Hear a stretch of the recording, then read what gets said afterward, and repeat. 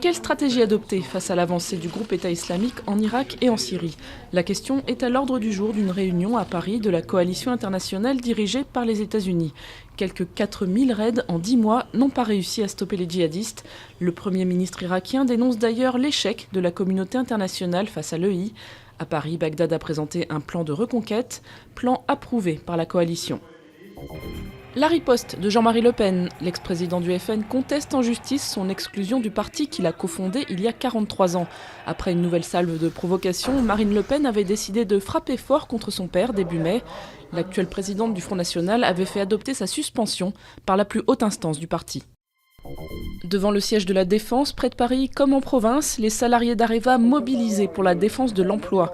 Les syndicats avaient appelé à une grève après l'annonce par le groupe nucléaire de la suppression de 3000 à 4000 postes en France.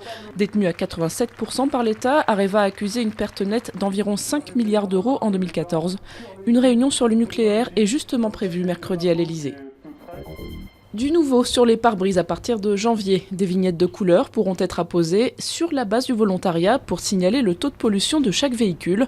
Une mesure présentée dans le cadre du plan pour la qualité de l'air de la ministre de l'écologie. Objectif, favoriser les véhicules moins polluants en offrant à leurs conducteurs des avantages pour le stationnement ou la circulation en centre-ville. Ce sont les médias allemands qui ont donné l'alerte. L'ancien chancelier Helmut Kohl serait hospitalisé en soins intensifs après une opération des intestins.